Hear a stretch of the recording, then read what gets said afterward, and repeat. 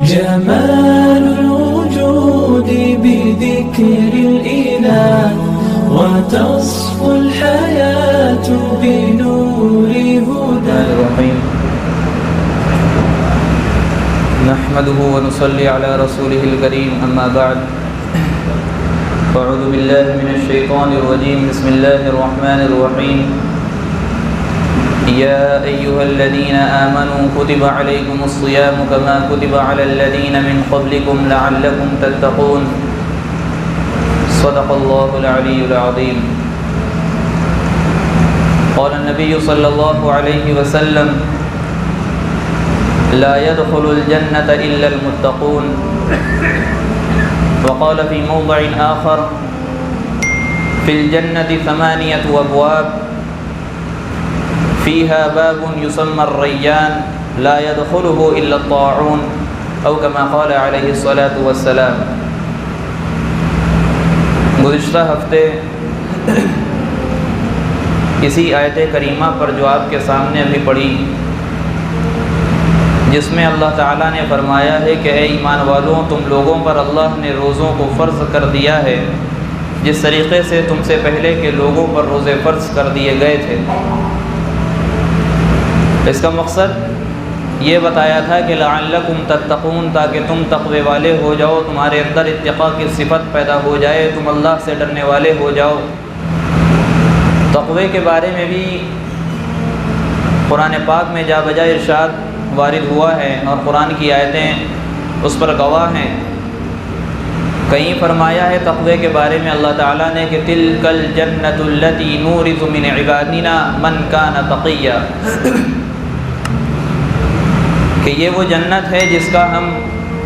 وارث بناتے ہیں اپنے بندوں میں سے ان لوگوں کو جو لوگ تقوی اختیار کرتے ہیں۔ کہیں تقوی کے بارے میں فرمایا کہ ان للمتقین مفازا حدائق واعنابا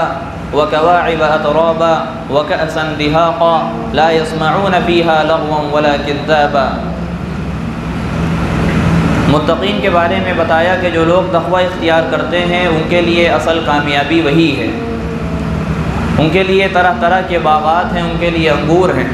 اور تقوی کے بارے میں نبی پاک علیہ الصلاۃ والسلام نے فرمایا تھا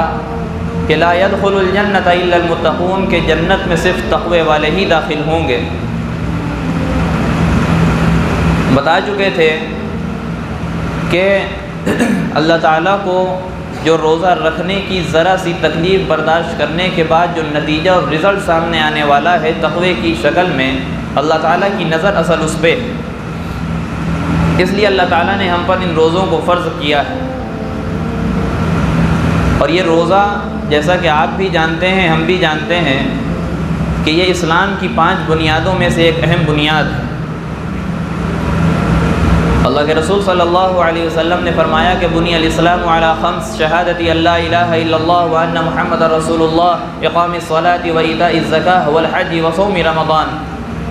کہ اسلام کی بنیادیں جن چیزوں پر رکھی گئی ہیں ان کا تذکرہ کرتے ہوئے فرمایا کہ اس چیز کی گواہی دینا کہ اللہ کے سوا کوئی معبود نہیں اور اللہ کے نبی محمد صلی اللہ علیہ وسلم اللہ کے رسول ہیں، نماز قائم کرنا، زکوٰۃ ادا کرنا، حج کرنا اور رمضان کے روزے رکھنا، یہ جو ہے اسلام کی بنیادوں میں سے ہیں۔ اور اسی روزے دار کے بارے میں اللہ کے رسول صلی اللہ علیہ وسلم نے فرمایا کہ فی الجنۃ 8 ابواب، کہ جنت میں 8 دروازے ہیں،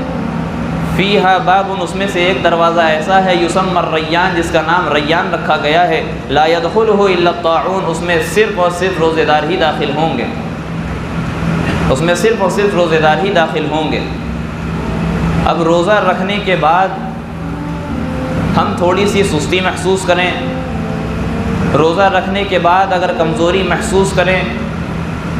اور اپنے حال کو تھوڑا کمزور پائیں، اپنے جسم میں طاقت کو تھوڑا کم محسوس کریں، اس کے بعد ہم یہ فیصلہ کر لیں کہ کل سے ہم روزہ نہیں رکھیں گے، تو یہ جنت کے بدلے میں بہت سستا سودا ہے اللہ کی طرف سے۔ اگر اللہ ہم کو اس کے بدلے میں تقوی عطا کر رہے ہیں اور تقوی کی صفت دینے کے بعد ہم کو جنت جیسی عظیم نعمت عطا کر رہے ہیں، تو یہ تھوڑی دیر کا بھوکا پیاسا رہنا بہت ہی سستا سودا ہے اللہ کی طرف سے۔ اگر اس کو بھی ہم کام کر کے، اس پر عمل کر کے جنت حاصل نہ کر سکے تو ہم سے بڑا کوئی محروم نہیں۔ اچھا، روزے میں ہوتا کیا ہے؟ روزے میں ہوتا یہ ہے کہ صبح صادق سے لے کر شام کے غروب آفتاب تک کے ہر روزے دار شخص کھانے سے، پینے سے اور جائز خواہشات سے دور رہتا ہے۔ یہ ہے اصل روزہ، جس کو ہم سمجھتے ہیں اپنی زبان میں۔ لیکن اس کے ساتھ ساتھ کیا جھوٹ سے بچنا روزہ نہیں کہلاتا؟ کیا آنکھوں سے بد نظری کرنا یہ روزے میں داخل ہوتا ہے؟ یا کسی سے لڑائی کرنا، کسی سے گالم گلوچ کرنا یہ روزے کی ایک شکل ہے؟ ہرگز نہیں۔ اللہ کے رسول صلی اللہ علیہ وسلم نے فرمایا تھا کہ من لم يدع قول الزور والعمل به فليس لله حاجة في ان يدع طعامه وشرابه، کہ اگر کوئی شخص بد فعلی نہیں چھوڑتا، بد کلامی نہیں چھوڑتا، غلط باتیں بھی زبان سے نکال رہا ہے اور غلط کام بھی کر رہا ہے، گناہ کے کام بھی کر رہا ہے، تو اللہ تعالیٰ کو اس بندے کے لیے اس بندے کا روزہ رکھنے کی کوئی اللہ کو حاجت نہیں ہے۔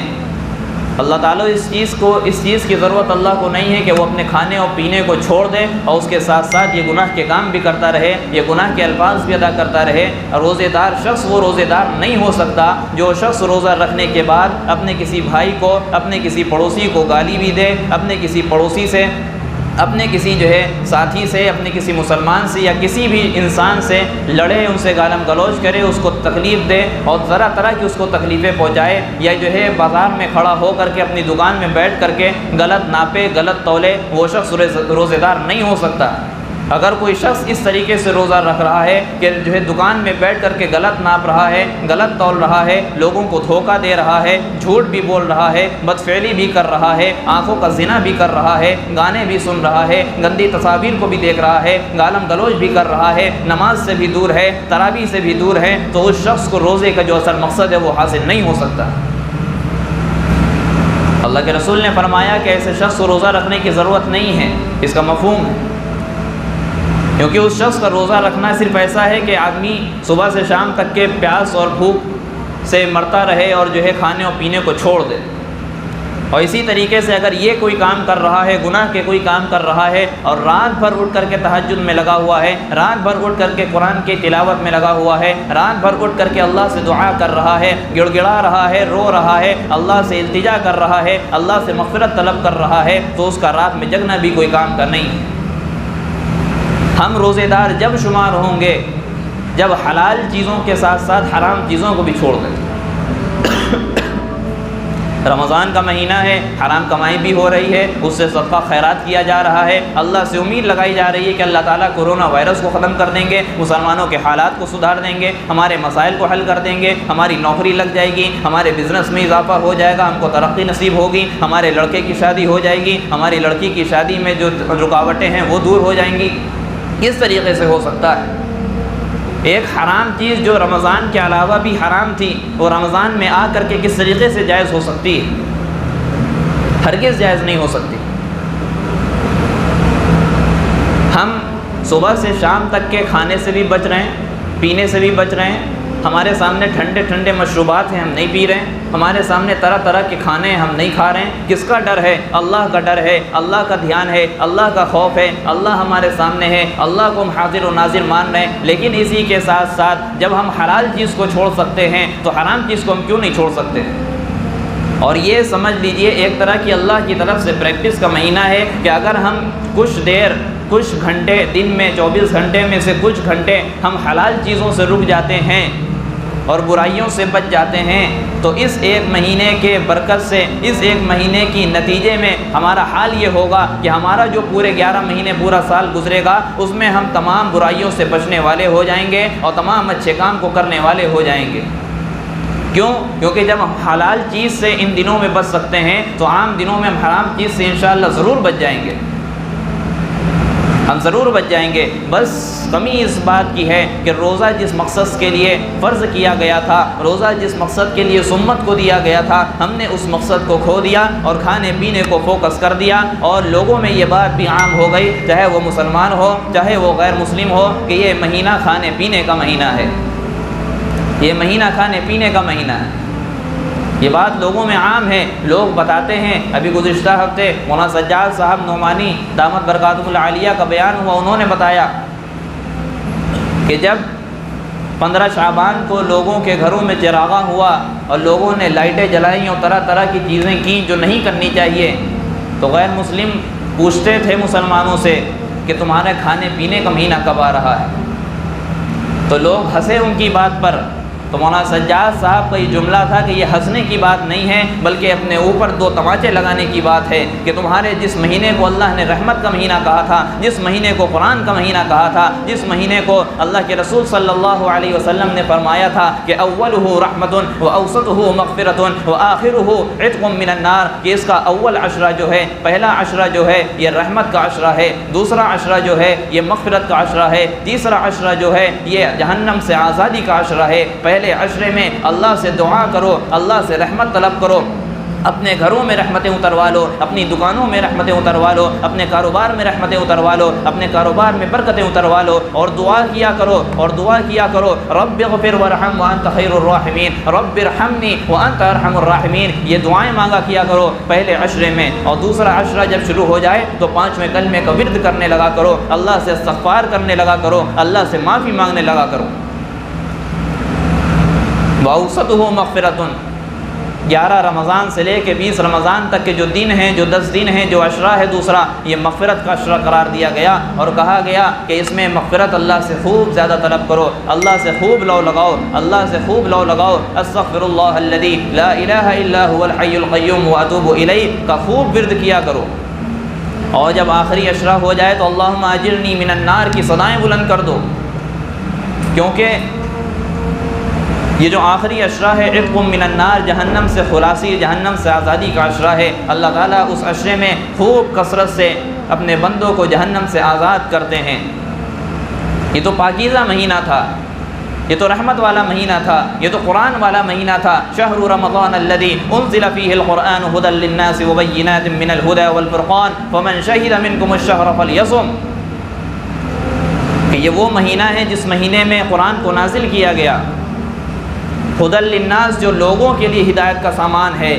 مسلمانوں کے لیے نہیں، مومنین کے لیے نہیں، انسانوں کے لیے، لوگوں کے لیے یہ ہدایت کا سامان ہے۔ اس قرآن کو اس مہینے میں اتارا گیا، اور بتاتے ہیں علماء، کتابوں میں لکھا ہوا ہے کہ جتنی بھی آسمانی کتاب اتری ہیں وہ سب رمضان کے مہینے میں اتری ہیں۔ ایک رمضان کو حضرت ابراہیم علیہ السلام کے اوپر جو چھوٹی کتاب نازل ہوئی وہ ایک رمضان کو نازل ہوئی ہے۔ اسی طریقے سے قرآن پاک 21 یا 24 رمضان کو نازل ہوا ہے۔ اس کی جو پہلی آیت ہے اقرأ بسم ربک الذی خلق، وہ بھی اسی مہینے میں نازل ہوئی ہے۔ تمام قرآن اور تمام آسمانی کتابیں، تمام آسمانی علم اسی مہینے میں اللہ تعالیٰ نے نازل کیا ہے۔ تو اس مہینے کو ہم کس طریقے سے کھانے اور پینے کا مہینہ بنا سکتے ہیں، کس طریقے سے ہم اس کو عبادت سے اس مہینے بھی ہم دور رہ سکتے ہیں اور غافل رہ سکتے ہیں۔ اس مہینے کے بارے میں تو اللہ کے نبی صلی اللہ علیہ وسلم نے فرمایا تھا، بخاری مسلم کی حدیث ہے، اذا جاء رمضان فتحت ابواب الرحمہ، جب رمضان کا مہینہ آتا ہے تو رحمت کے دروازے کھل جاتے ہیں، وغلقت ابواب جہنم، اور جہنم کے دروازے بند کر دیے جاتے ہیں، وسلسلت الشیاطین، اور شیاطین کو قید کر دیا جاتا ہے۔ ہمارے اندر کے 2 نفس، ہمارے 2 دشمن ہیں، ایک نفس ہے جو ہمارے اندر موجود ہے، ایک شیطان ہے جو ہم کو ورغلاتا ہے، بہکاتا ہے۔ ان 2 دشمنوں میں سے ایک دشمن کو اللہ تعالیٰ اس مہینے میں قید کر دیتے ہیں۔ ہمارا بچتا ہے صرف ایک دشمن جو کہ نفس ہے، ہمارے ساتھ لگا ہوا ہے۔ اگر ہم نفس کو بھی پہلا پھسلا کر کے عمل کروا لیں گے، دین پر چلا لیں گے، نماز کی پابندی کروا لیں گے، قرآن پاک کی تلاوت کروا لیں گے، بدی سے روک لیں گے، برائی سے روک لیں گے، تو انشاءاللہ یہی نفس پورے سال ہماری مدد کرے گا دین کے کاموں میں، اور شیطان ہم پر حاوی نہیں ہو سکتا۔ کسی اللہ والے نے کہا کہ اپنے نفس سے پہلا پھسلا کر کام کرایا کرو، اس سے پہلا پھسلا کر کے دین کا کام کرایا کرو۔ پوچھا وہ کیسے؟ تو کہنے لگے ایک مرتبہ کسی سفر سے میں لوٹا اور کافی تھکا ہوا تھا، اور عادت یہ تھی کہ روز رات میں اٹھتا تھا، تہجد پڑھتا تھا، اللہ سے مانگتا تھا۔ تو اس دن جب سفر سے لوٹا تو ارادہ یہ بنا لیا اندر سے کہ آج زیادہ تھکا ہوا ہوں، اس وجہ سے تہجد میں نہیں اٹھ کر کے فجر میں ڈائریکٹ اٹھوں گا اور نماز پڑھوں گا، اور یہ نیت کر کے سو گئے۔ اب چونکہ روز اٹھنے کی عادت تھی تو آنکھ بھی کھل گئی تہجد میں.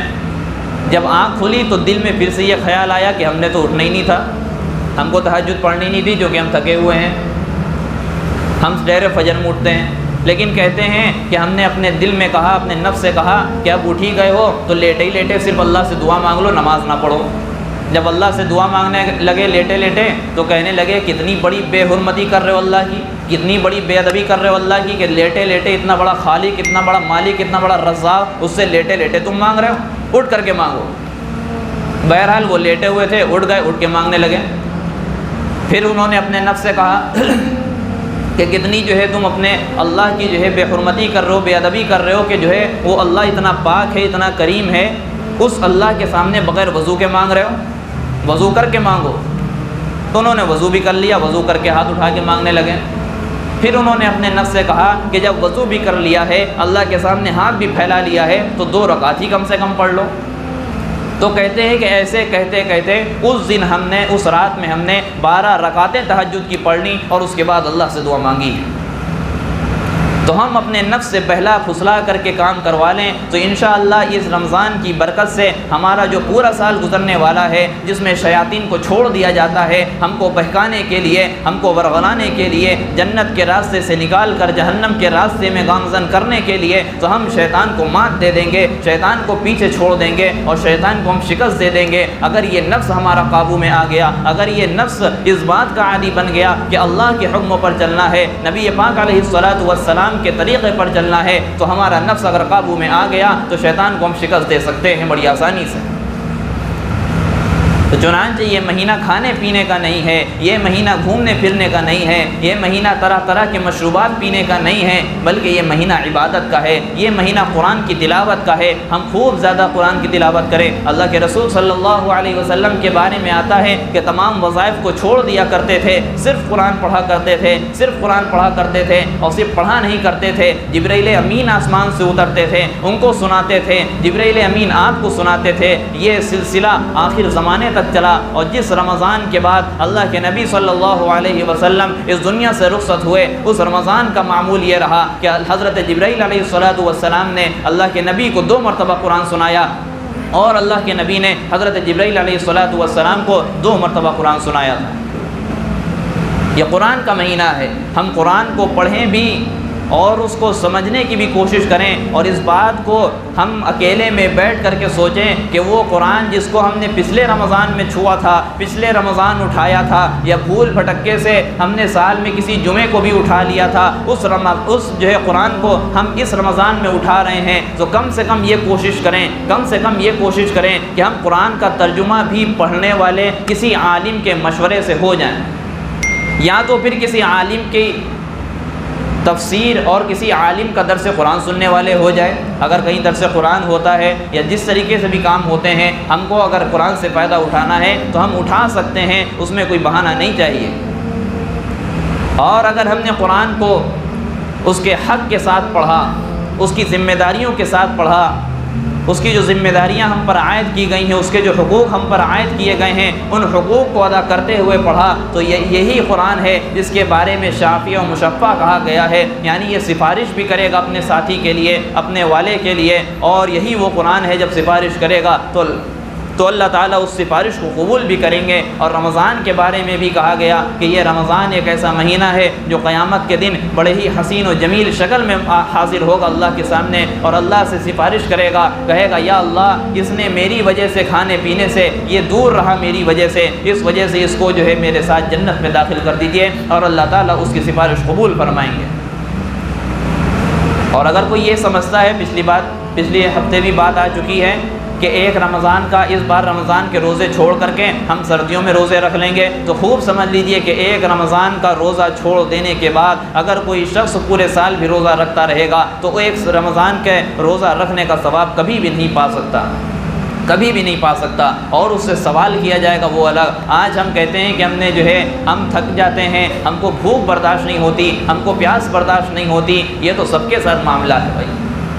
یہ تو انسانی ایک پہلو ہے, یہ تو لازمی جزو ہے ایک روزے کا. ایک رمضان آتا ہے اس لیے کہ ہم کو تکلیف میں ڈالے, رمضان آتا ہے کہ ہم کو تکلیف میں ڈالے اور ہم تکلیف میں پڑیں، اور جب ہم تکلیف میں پڑیں تو اللہ تعالیٰ اس کے ذریعے سے ہمارے گناہوں کو معاف کریں، اور اس گناہ کے معاف کرنے کے ذریعے سے ہمارے دل میں تقویٰ پیدا ہو، اس تقوی کے ذریعے سے اللہ ہمیں جنت دے۔ اللہ کتنا کریم ہے، اللہ کتنا کریم ہے، ہم کو جنت میں داخل کرنے کے لیے روزوں کو فرض کر دیا ہے، لیکن ہم ہیں کہ محرومی کی بات ہے، ہم روزوں سے بھاگ رہے ہیں، ہم مسجد سے بھاگ رہے ہیں، ہم فرائض سے بھاگ رہے ہیں، پیچھا چھٹا رہے ہیں اور اس کو پیٹ پیچھے ڈالنے پر مجبور ہیں۔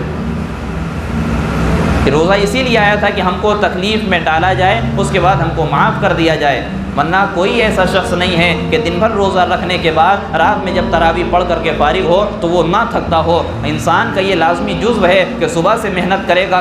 خالی پیٹ محنت کر رہا ہوگا، اور رات میں جب تراویح کے لیے کھڑا ہوگا تو اس کے پیر میں تکلیف ہوگی۔ اور اس بات کو بھی خوب سمجھ لیجئے، استاذ الاساتذہ